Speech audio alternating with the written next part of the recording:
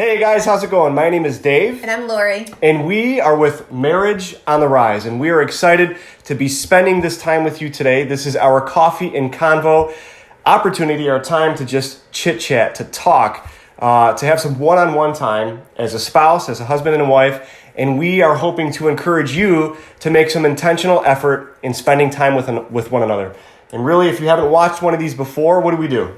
We just talk. We just talk. It gives us time to chat about stuff that we may not chat about normally. Yeah, sometimes it could be lighthearted and fun. Sometimes it could be a little bit serious.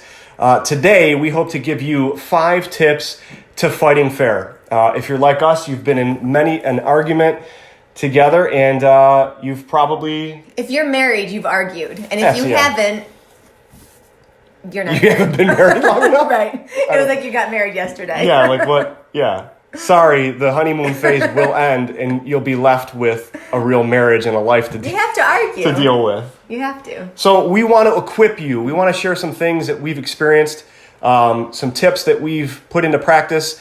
After not fighting fair. This does not cover the entire gambit. This is not the end-all, be-all 5-star list. This is just a couple of tips that we hope encourage you when you get into your next altercation, because it's going to happen. It's going to happen. Yeah. So we've been married for, I'm going to put you on the spot again. How long have we been married, hon? We've been married for 12 years. Yes. What's our anniversary? I know our anniversary, June 12th. Are you stalling? Yes! I caught her off guard again. June 17th. I almost said his birthday, which is also in June. Oh my gosh. I know our anniversary. Back rub later. You should feel so bad. I'm not the sentimental one in the relationship. He is, but I do remember we've been together almost 20 years on December 11th. Yes, and not to say That's that our this qualifies dating for anything, but here, all right. So here we go. 5 tips. We want to start off with the red button, right? Don't push the red button. Don't push the red button. This is the button that you have in your back pocket. You know how to get under your spouse's skin. We all have that ability. We know what triggers us. We know what sends us over the edge. Yep. Do not press that red button. It is as much as you want to, because when you're mad, you will want to do something, and that's usually the easy thing to say that just makes everything blow up. Yeah, because like we do, when we're in an argument, it's a competitive nature. It can get into that, where you're looking to do whatever it takes to win. And before you know it, you're even completely losing focus over what even tipped you off in the first place. Mm-hmm. So do not press that red button, because it is just going to send you into a whirlwind of disaster. And it's not going to solve anything. It's not going to help, that's for sure. So don't press the red button. Don't press the red button. Foul on the field. Unfair play. Do not do it. What's number 2? Number 2 is stick to the topic at hand. This is where we fought unfair for quite a long time. We'd be fighting about something stupid like the laundry. We always bring up laundry. I hate doing laundry. But it'd be something like the laundry, but yet things from 15 years ago would come up, and it had nothing to do with laundry. And then it turns into us not even fighting about the laundry, which really we had to have a discussion about. Yeah. So stick to the topic at hand. If there's something else that comes to mind during it, you can say, I need to talk about something else, but whatever the argument started at, keep it there. Frame the conversation around the topic, absolutely. And in the business world, we call that scope creep. So in playful terms, instead of saying scope creep, that's what we would say in a meeting. If you're outside the topic of the meeting, you could say maybe you can come up with like a safe word or something, like call your spouse out, like, hey, for us, out of bounds. That's out of bounds. It's out of bounds, or chocolate cake or something like that. But agree upon that before you get into it. So you're both going in fighting fair, because we don't want to bring up things that just are irrelevant. Right. So number 3. We don't want to attack our spouse's character. Yeah. That has nothing to do with anything that's happening. Whatever the small little issue is, because oftentimes they are small, right? They start off small and they build big. That's because we're not fighting fair. So we don't want to attack our spouse's character, because, again, that just has nothing to do, honestly, with it. It's just... Give an example. So if would you want to talk about laundry or something? Oh, I don't care. I'm just saying give an example. Yeah. Like, what does it mean to not attack the character? Right. So let's say, for example, so we always talk about laundry. I've got all this laundry stacked up, and I have not done a thing with it. I look at it, and I get so frustrated. And I know she's getting frustrated about it. I could tell. Like, the heat coming off of her right now. She's definitely frustrated with it. But she could very easily attack my character and say, you're lazy, you don't do anything around the house, you have absolutely add no value to the family, to the household. I do everything around here and you do nothing. Look, your chore is stacking up. That's attacking my character. It's not really fundamentally getting to the root or to the issue or addressing the fact that I haven't done what I said I was going to do. It really just keep it about the laundry. You know what I'm saying? So Is that a good enough example? Yeah. Like, don't attack my character. Right. Back off, woman. That was number 3. What is number 4?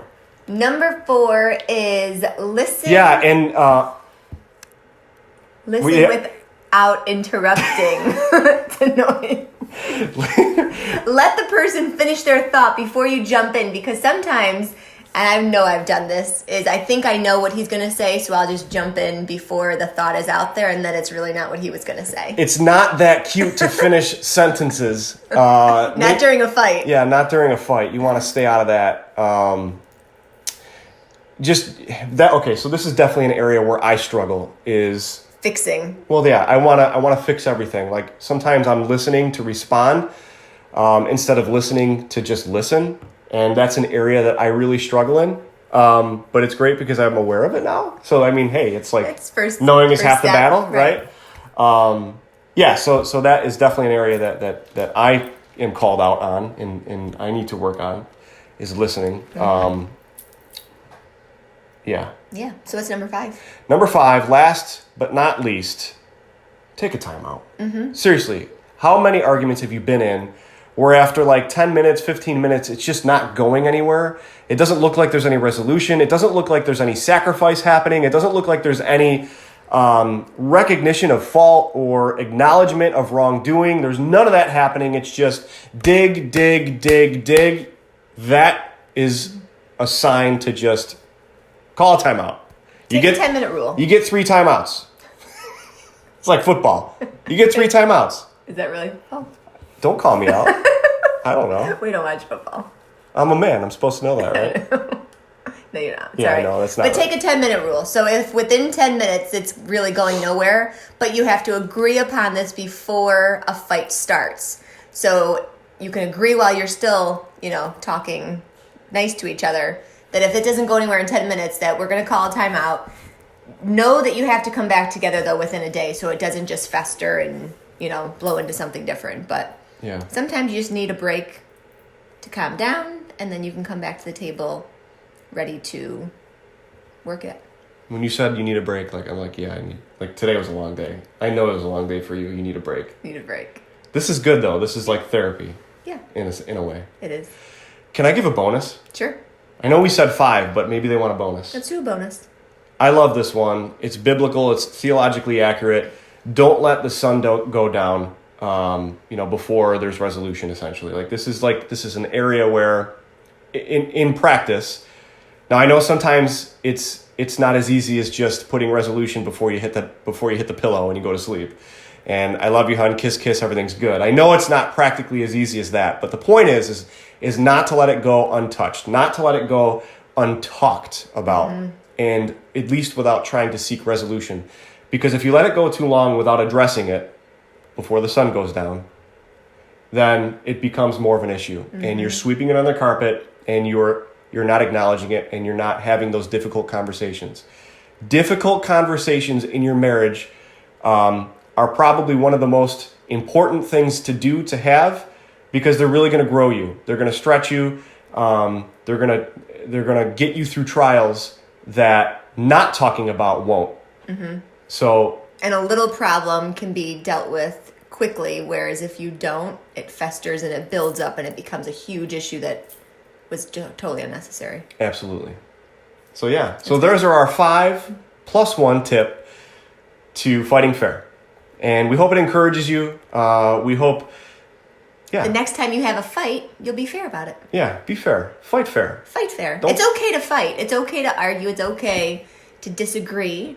but you have to understand you're coming together for a resolution. It's not a win-win. No one's going to win. Both of you should be winning for the marriage. That's right. So again, we hope this encourages you guys. We're excited to spend this opportunity, this time with you. We love chatting with you. So let us know your thoughts. Let us know some maybe tips that you guys use in your fighting fair tactics, if you want to call it that, tips, because we want to learn from you. And share this with a friend or family that might be able to get use out of it. And we'll talk to you guys next week. Yeah, we love you guys. We're praying for you. We will talk to you in the next Coffee and Convo. See ya. Bye.